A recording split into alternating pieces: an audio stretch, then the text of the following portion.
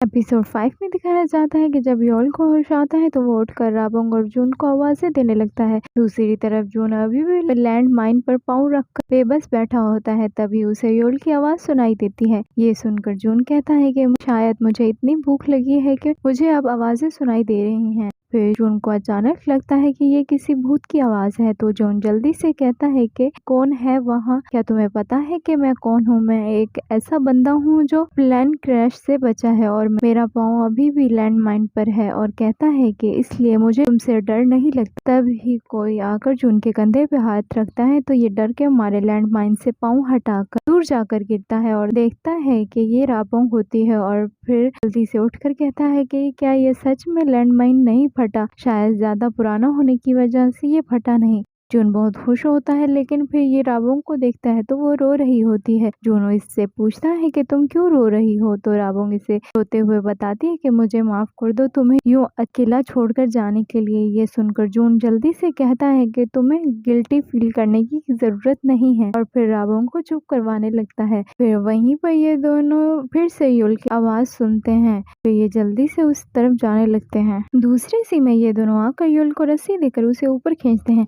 जून योल से पूछता है कि वो ठीक तो है ना, तो फिर जून की नजर इस खड्डे पर पड़ती है जैसे ये किसी ने जानबूझ के बनाया हो। तो वहीं पर योल जून से जिया के बारे में पूछता है कि वो कैसी है। दूसरी तरफ जिया को दिखाया जाता है। जिया को जब होश आता है तो ये देखती है कि तेहू इसके साथ बैठा है। इसे देखकर जिया कहती है कि मैं जानती थी कि तुम जिंदा हो। तो तेहू कहता है कि मैं कैसे तुम्हें अकेला छोड़ के जा सकता। तभी जिया इससे पूछती है कि क्या तुमने मेरी जान बचाई है। फिर दिखाया जाता है कि जंकी पूरी रात बैठकर जिया का ख्याल रखता रहा है, लेकिन तेहू इसे कहता है कि हाँ, मेरे अलावा तुम्हारा ख्याल और कौन रख सकता है। ये सुनकर जिया कहती है कि तुम बहुत अच्छे बॉयफ्रेंड हो। फिर वहीं पर जंकी आकर जिया से कहता है कि तुम उठ गई, और कहता है कि अब उठो क्योंकि तुमने बहुत नींद की है। फिर जंकी जिया के साथ बैठकर कहता है कि तुमने आज मुझे बहुत गुस्सा दिलाया है। ये सुनकर जिया कहती है कि मैंने जानबूझ के तो चोट नहीं लगवाई थी। फिर जंकी जिया से कहता है कि प्लीज फिर से कभी भी खुद को ऐसी चोट मत लगवाना। दूसरे सीन में सब एक साथ बैठे होते हैं तो जंकी कहता है कि मुझे यकीन नहीं आ रहा है कि हम सब बच गए हैं। तो जून कहता है कि ठीक कह रहे हो, ये एक ख्वाब सा लग रहा है। फिर वहीं पर हाँ हूँ कहता है कि तुम्हें यकीन है कि हम जिंदा ही है ना। ये सुनकर जंकी से कहता है कि हाँ बिल्कुल तुम ठीक हो। फिर प्रेसिडेंट पूछता है कि अब हमें यहाँ सरवाइव रहने के लिए क्या करना होगा। तो तेहू जल्दी से उठकर कहता है कि हमें यहाँ रेस्क्यू होने का इंतजार करना होगा, जबकि रेस्क्यू होना इतना आसान नहीं है। तब भी ये सुनकर जून कहता है कि तुम ठीक कह रहे हो कि हमें इंतजार करना होगा, बट यहाँ पर रहकर नहीं। तो तेहू कहता है कि जगह चेंज करना बहुत डेंजरस होगा, और पूछता है कि तुम क्या चाहते हो।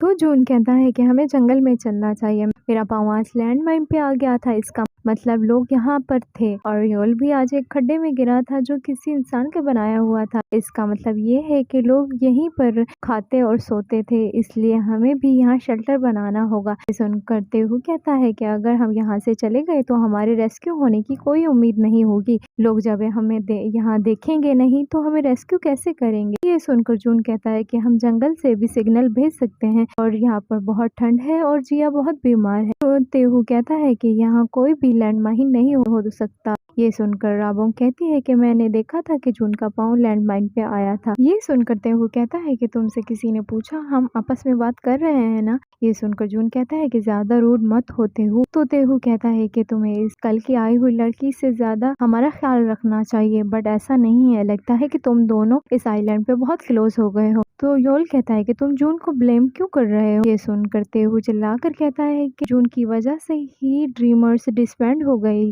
सब जून की वजह से ही हुआ था। ये हर वक्त अपना हुक्म चलाता रहता है, और जून से कहता है कि तुम बिल्कुल भी चेंज नहीं हुए, इसलिए उस दिन के बाद से ही मैंने डिसाइड किया था कि तुम पर यकीन नहीं करूंगा, इसलिए तुम्हें अगर यहाँ से जाना है तो अकेले जाओ। ये सुनकर राबोंग तेहू से कहती है कि तुम बहुत हार्श हो रहे हो। राबोंग जब ये कहती है तो जंकी इसे रोक लेता है। फिर तेहू जून के पास जाकर कहता है कि प्लीज फिर से कुछ मत करने की कोशिश करो, क्योंकि तुम कुछ भी करते हो तो वो बैड लक होता है। तुम्हारे बैड लक की वजह से ही तुमने जे जेहोन और ड्रीमर्स को डिस्ट्रॉय कर दिया। प्रेसिडेंट ये सब सुनकर कहता है कि ये कोई वक्त है ये बातें करने का, हमें इस वक्त ये सोचना चाहिए कि हमें सरवाइव कैसे करना है। फिर जून कहता है कि तेहू ठीक कह रहा है, लेकिन इस बार मुझ पर यकीन रखो, ये मैं इसलिए नहीं कह रहा कि क्योंकि मैं अकेला सरवाइव होना चाहता हूँ, बल्कि मैं सबके साथ सरवाइव करना चाहता हूँ, इसलिए हमें सिर्फ शेल्टर तलाश करना होगा। ये सब सुनकर प्रेसिडेंट कहता है कि ठीक है, फिर वोटिंग करते हैं। जब ये वोटिंग करते हैं तो सूही, तेहू, जंकी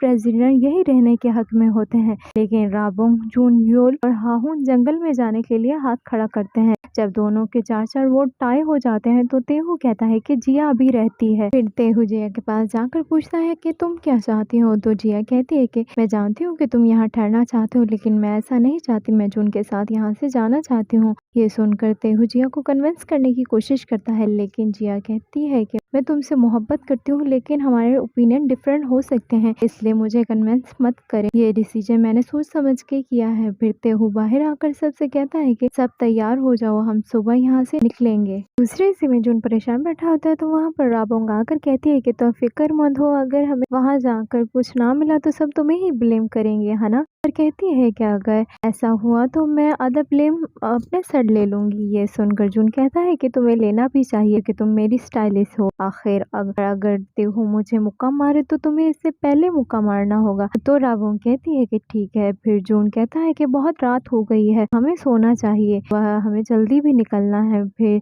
जैसे ही जून जाने लगता है तो राबोंग इसे पीछे से आवाज देकर कहती है कि मुझे नहीं पता कि मुझे ये तुमसे पूछना चाहिए कि नहीं, लेकिन जेहोन नामी शख्स और तुम्हारे दरमियान आखिर ऐसा क्या हुआ था। ये सुनकर जून खामोश हो जाता है। वहीं पर फ्लैशबैक में दिखाया जाता है ये सब खुशी से अपनी सक्सेस की सेलिब्रेशन कर रहे होते हैं। जेहोन कैंडल बुझाता है तो ये इसका मुंह केक में डाल देते हैं। फिर दिखाया जाता है कि जेहोन जून से कहता है कि मैं ये काम छोड़ना चाहता हूँ, ये बहुत मुश्किल है, मुझे ऐसा लगता है कि मैं मर जाऊंगा। ये सुनकर जून गुस्से से कहता है कि फिर मर जाओ। और फिर दिखाया जाता है कि जेहोन ऊपर से नीचे गिर जाता है। जेहोन की फ्यूनरल वाले दिन भी जब जून आता है तो सब इसे गुस्से से देख रहे होते हैं। ये सबको ऐसा देखकर जून वापस लौट जाता है। इस सब के बाद जून राबोंग को बताता है कि मैं उसका कातिल हूँ, जेहोन को मैंने मारा है। ये कहकर जून चला जाता है और राबोंग वहीं पर हैरानी से खड़ी होती है। दूसरे सीन में इस तरफ डॉक्टर राबोंग से थेरेपी के दौरान पूछते हैं कि ये नेकलेस तुम्हारे पास कैसे है, तो राबोंग कहती है कि ये मुझे नहीं मालूम। फिर डॉक्टर पूछते हैं कि ये नेकलेस किसका है, तो राबोंग इसे बताने की कोशिश करती है। इसके ड्रीम में दिखाया जाता है कि राबोंग से कोई खून से भरे हुए हाथों से नेकलेस लेता है। राबोंग इसे देखती है तो ये सूही होती है और इसके मुंह पर बहुत सा खून लगा होता है। ये देखते ही राबोंग डरकर उठ पड़ती है। फिर वहीं पर इन्वेस्टिगेटर ओ आकर राबोंग को बताता है कि हमने वो आइलैंड ढूंढ लिया है जहाँ पर तुम लोग थे। दूसरे सीन में राबोंग अभी भी बहुत परेशान होती है। राबोंग की माँ आकर इससे पूछते हैं कि तुमने पैकिंग कर ली बेटा, और कहती है कि वो लोग कैसे तुम्हें इस हाल में वहाँ फिर से वहीं उसी जगह पर भेज सकते हैं। ये सुनकर राबोंग कहती है कि मैं ठीक हूँ, आप परेशान मत हो। फिर भी इसकी माँ कहती है कि अपना ख्याल रखना और खैरियत से वापस आना। ये सुनकर राबोंग थोड़ी मायूस हो जाती है। फिर अगले सीन में इन्वेस्टिगेटर राबोंग के पास पासपोर्ट देकर कहती है कि ये तुम्हारी दूसरी ट्रिप है और हमारे लिए तुम पर ट्रस्ट करके वहाँ भेजना मुश्किल है, लेकिन हमारे पास कोई और ऑप्शन नहीं है। ये सुनकर राबोंग कहती है कि क्या आप हमारे साथ नहीं चल रहे, तो इन्वेस्टिगेटर कहती है कि मेरे चलने से कौन सा तुम्हारी याददाश्त जल्दी ही वापस आ जाएगी, वैसे भी तुम्हें असिस्ट करने के लिए इन्वेस्टिगेटर ओ तुम्हारे साथ है, इसलिए जाकर अपनी पूरी याददाश्त वापस लाओ। अगले सीन में राबोंग सहमी हुई प्लेन में बैठती है तो इन्वेस्टिगेटर ओ इस नींद की दवाई देकर कहते हैं कि अब सो जाओ और हम जल्द ही वहां पर पहुंच जाएंगे। दूसरे सीन में दिखाया जाता है कि ये लोग राबोंग को इस आइलैंड पर ले आते हैं। राबोंग वहां पर पहुंचकर क्रैश प्लान को देखती है और फिर जाकर एक पत्थर पर सबके नाम लिखे हुए देखती है। फिर वहीं पर फ्लैशबैक में राबोंग को याद आता है कि राबोंग जाते हुए इन सब के नाम पत्थर पर लिख रही होती है। इसे देखकर जून कहता है कि तुम क्या कर रही हो, जल्दी आओ। फिर राबोंग जल्दी से इनके साथ जंगल की तरफ चलना शुरू कर देती है। ये याद आते ही राबोंग रोने लगती है और फिर राबोंग जंगल में जाती है तो वहाँ भी उसे ख्याल आता है कि जून इन सब को अपने साथ जंगल में लेकर यहाँ से वहाँ घुमाता रहता है, लेकिन जून को कोई शेल्टर नहीं मिलता। ये सब चल कर थक जाते हैं तो तेहू चिल्लाकर कहता है कि क्या तुम हमसे मजाक कर रहे हो, सुबह से तुम हमें ऐसे ही चला रहे हो। लेकिन जून फिर से चलते हुए कहता है कि हम तकरीबन वहाँ पर पहुँच गए हैं, परेशान मत हो। ये सुनकर प्रेसिडेंट भी कहता है कि ये सुबह से यही कह रहा है कि हम बस पहुँच ही गए हैं, लेकिन ये सब क्या है। जून तब भी कहता है कि यकीन रखें और चलना शुरू करें। सुबह से शाम तक चलते चलते आखिर जून और राबोंग को एक टूटा हुआ घर मिलता है। ये देखकर ये लोग हैरान होकर कहते हैं कि आखिर हमने ढूंढ ही लिया। ये सुनकर बाकी सब भी आकर देखते हैं तो बहुत हैरान और खुश होते हैं। फिर राबोंग इस घर में आती है जहाँ ये लोग रहते थे। वहाँ पर भी से जून का ख्याल आता है कि कैसे इन सब ने मिलकर इस घर की सफाई की थी। फिर राबोंग को एक और जगह की याद आती है तो ये उस जगह पर जाती है। तो इस खाई पर खड़े हुए राबोंग को याद आता है कि इस खाई पर सुही गिर जाती है और राबोंग से हेल्प मांगती है, लेकिन राबोंग इसे हाथ नहीं देती और सुही नीचे गिर जाती है। ये याद आता ही राबोंग शौक होकर वहीं पर गिर जाती है। इन्वेस्टिगेटर इसे इस तरह से देखकर पूछता है कि क्या तुम्हें कुछ याद आया है। तो ये सुनकर राबोंग कहती है कि नहीं, मुझे कुछ याद नहीं आया। तो इन्वेस्टिगेटर कहता है कि फिर तुम ऐसे क्यों हो गई हो। ये सुनकर राबोंग कहती है कि नहीं, मैं ठीक हूँ, और फिर वहाँ से चली जाती है। दूसरे सीन में ये लोग वापस आते हैं तो इन्वेस्टिगेटर और राबोंग से फिर से पूछता है कि क्या आपको कुछ भी याद नहीं आया। तो राबोंग कहती है कि मुझे माफ कर दें। ये सुनकर इन्वेस्टिगेटर कहता है कि हमने अपना वक्त और पैसे दोनों ही जाया किए। फिर घर वापस जाते हुए राबोंग बहुत परेशान होती है। तभी वहीं पर सूही के भाई का मैसेज आता है कि मैंने सुना है कि आप उस आइलैंड पर गई थी। तीसरे सीन में राबोंग का डॉक्टर इन्वेस्टिगेटर के पास आता है तो ये इससे पूछते हैं कि आखिर आपको मुझे ऐसा क्या बताना था। डॉक्टर इससे कहता है कि मैंने बहुत सोचा कि मुझे ये आपको बताना चाहिए कि नहीं, लेकिन ये रिकॉर्डिंग आपको सुनना चाहिए। फिर अगले सीन में इन्वेस्टिगेटर ये रिकॉर्डिंग मिस्टर ओ को देखकर कहती है कि ये रिकॉर्डर राबोंग के हिप्नोथेरेपी के दौरान की है और कहती है कि इसे प्ले करके सुनो। जब मिस्टर ओ इसे प्ले करते हैं तो ये उस दिन की होती है जब डॉक्टर राबोंग से पूछता है कि ये नेकलेस किसका है। तो राबोंग इसे बताती है कि ये नेकलेस सूही का है। तो डॉक्टर कहता है कि ये आपके पास कैसे है। तो राबोंग इसे बताती है क्योंकि मैंने सूही को मारा है। ये रिकॉर्डिंग सुनकर इन्वेस्टिगेटर कहती है कि अब हमें क्या करना चाहिए, क्या हमें राबोंग को सर्वाइवर समझना चाहिए या फिर कातिल। ये सुनकर इन्वेस्टिगेटर कहता है कि हमारे पास कोई सबूत नहीं है। तो इन्वेस्टिगेटर कहती है कि वो सोचो जो हमारे लिए फायदे की बात हो। क्या हमें राबोंग को वापस वेलकम करना चाहिए या फिर अरेस्ट करवाना चाहिए। दूसरे सीन आइलैंड का सीन दिखाया जाता है। राबोंग को समंदर से एक बैग मिलता है। सब बैग को देखते हैं तो प्रेसिडेंट कहता है कि ये मेरा बैग है। जब ये लोग बैग को खोलते हैं तो बहुत सी काम की चीजें निकलती हैं। तो ये सब बहुत खुश हो जाते हैं। ये देखकर राबोंग कहती है कि हमें ऐसे वो और भी सूटकेस ढूंढने होंगे जो हमारे काम आ सके, और पूछते हैं कि मेरे साथ कौन चलेगा ढूंढने के लिए। तो सब के सब जून को ही देखते हैं। ये देखकर जून कहता है कि सब मुझे क्यों देख रहे हैं। दूसरे सीन में राबोंग और जून बैग ढूंढने के लिए आते हैं तो समंदर की गहराई देखकर डर जाते हैं। फिर जून उठकर कहता है कि हमें बैग ढूंढने होंगे, सबकी उम्मीदें हमारे साथ हैं। फिर ये दोनों समंदर में जाते हैं तो जून बहुत स्लो तैरता है और राबोंग दूसरे किनारे पर जाकर बैग उठाकर आराम से लेकर आती है। तो जून वहीं पर तैर रहा होता है। राबोंग को देखकर खड़ा होता है तो वहीं पर पानी बिल्कुल थोड़ा सा होता है। अपने आप को इसी जगह पर देखकर राबोंग से कहता है कि शायद पानी की लहरें बहुत तेज हैं। बाहर आकर ये लोग बैग खोलते हैं तो इसमें से रामेन नूडल निकलते हैं। ये देखकर जून जल्दी से कहता है कि चलो जल्दी से खोल कर खाते हैं। ये सुनकर राबोंग कहती है कि ये हम अकेले नहीं खा सकते हैं, ये हम सब के साथ मिलकर खाएंगे। तो ये सुनकर जून कहता है कि फिर चलो हम दूसरा बैग ढूंढते हैं। राबोंग उठती है तो जून पीछे से नूडल्स छुपा देता है। राबोंग जाकर दूसरा बैग ढूंढ लेती है। तब भी जून उसी जगह पर तैर रहा होता है। जब ये दूसरा बैग खोलते हैं तो इसमें से स्किन केयर की चीजें और किमची निकलती है। राबोंग को किमची बहुत पसंद होती है, इसलिए ये कहती है कि इसमें से सिर्फ हम एक बाइट ही लेंगे। ये सुनकर जून कहता है कि इसे किमची इतनी पसंद नहीं, लेकिन तब भी एक बाइट ले लेता हूँ। फिर राबोंग समंदर में जाती है तो जून पीछे से सारी किमची खा लेता है। किमची खाने के बाद ये राबोंग के पीछे जाता है तो बड़ी मुश्किल से समंदर के किनारे के दरमियान पहुंचता है। तो राबोंग आवाज लगाकर कहती है कि मैं वापस आ चुकी हूँ। ये देखकर जून कहता है कि तुम्हें मेरा इंतजार करना चाहिए था, मैं इतनी मुश्किल से यहाँ पर पहुंचा हूँ। ये लोग दूसरा बैग खोलते हैं तो इसमें बहुत से कपड़े होते हैं। फिर जून राबोंग को देखता है तो ये कांप रही होती है। जून इसे इस तरह से देखकर कहता है कि अब तुम्हें थोड़ा सा रेस्ट करना चाहिए।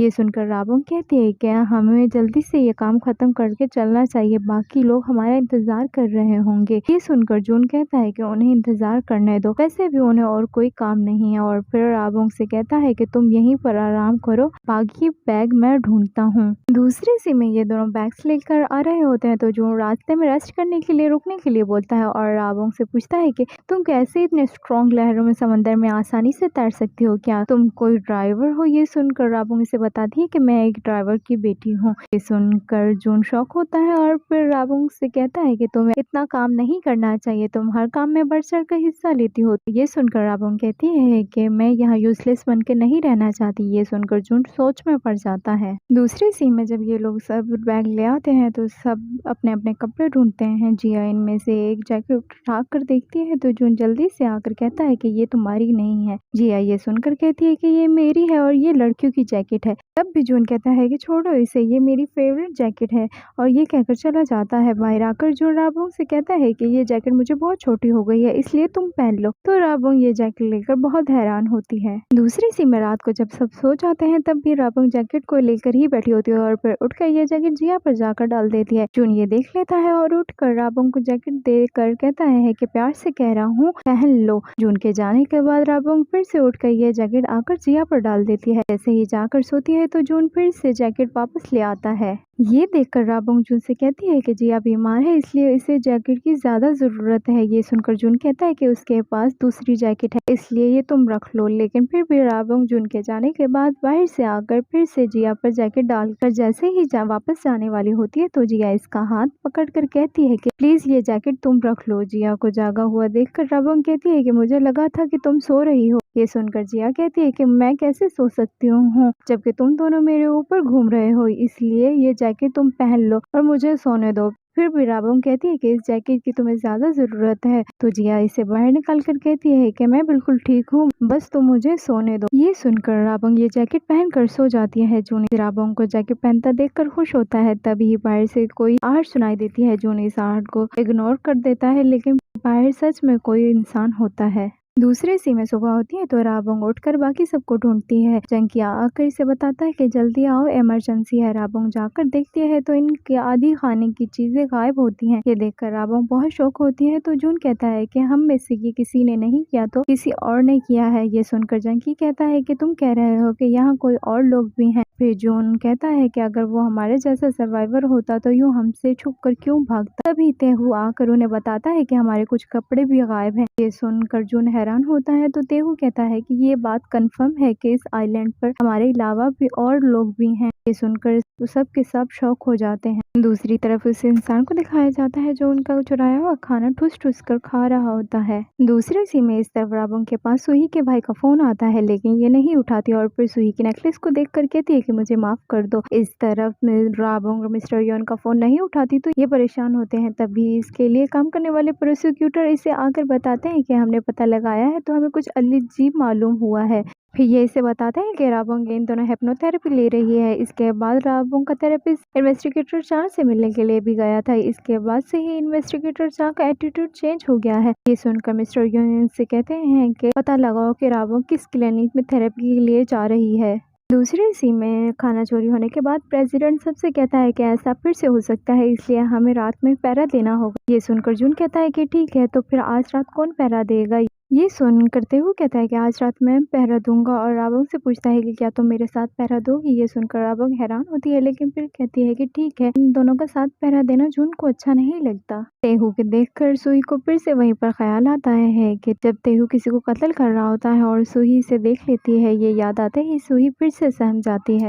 दूसरी सीन में ये दोनों पहरा दे रहे होते हैं तो राबोंग तेहू से पूछते हैं कि क्या मैंने तुम्हारे साथ कुछ गलत किया है जो तुम अचानक से सब में से मुझे पिक किया। ये सुनकर तेहू कहता है कि मुझे तुम और जून एक साथ अच्छे नहीं लगते। तो राबोंग तेहू से कहती है कि क्या तुम जून से इतनी नफरत करते हो, और कहती है कि मैं नहीं चाहती कि तुम लोगों के दरमियान ऐसा क्या हुआ है, लेकिन तुम लोग एक ही ग्रुप में थे और बहुत क्लोज थे। ये सुनकर तेहू राबोंग को बताता है कि क्या तुम्हें पता है कि जून ने किसी का कत्ल किया है। तो राबोंग कहती है कि सिर्फ तुम्हें ही ऐसा लगता है, लेकिन ऐसा ऐसा नहीं है कि जून ने सच में किसी को कत्ल किया है। ये सुनकर तेहू कहता है कि तुम अभी तक जून को नहीं जानती, तुम देखोगी कि जैसे टाइम गुजरेगा जून कैसे लोगों को कत्ल करता है। ये सुनकर राबोंग बहुत हैरान होती है। ये लोग बातें कर रहे होते हैं, तभी वो शख्स फिर से खाना लेने के लिए आता है और उनकी लगाई हुई रस्सी में फंस जाता है। ये आवाज सुनकर सब लोग उठ कर आते हैं तो ये शख्स भाग जाता है। सब लोग इसके पीछे भागते हैं, लेकिन जून और राबोंग की नजरों से ये लोग ओझल हो जाते हैं, लेकिन तेहू इस शख्स के पीछे भाग रहा होता है। काफी देर भागने के बाद ये इसे पकड़ लेता है तो ये शख्स इसे बताता है कि मैं जहाज का फर्स्ट पायलट हूँ। ये सुनकर तेहू इससे कहता है कि फिर तुम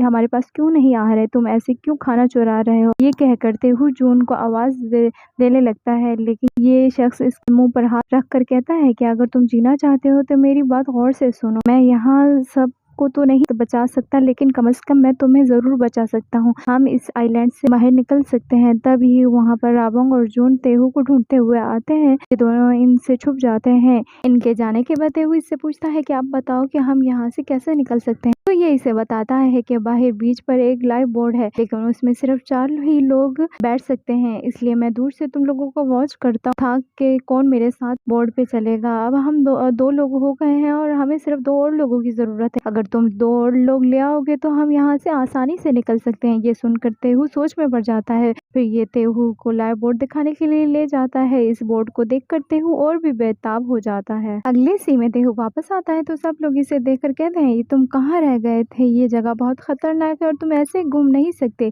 इसलिए तुम्हें केयरफुल रहना चाहिए। लेकिन सुही तेहू को देखकर खुश नहीं होती। दूसरे सीन में इस तरफ सुही का भाई राबोंग के थेरेपिस्ट के पास थेरेपी के लिए जाता है और उसे बताता है कि हाल ही में मेरी बहन मर गई है और इसका कत्ल हुआ है। मेरी बहन का नाम सुही है, इसलिए मैं आपसे पूछ रहा हूँ कि क्या मैं सही जगह पे आया हूँ।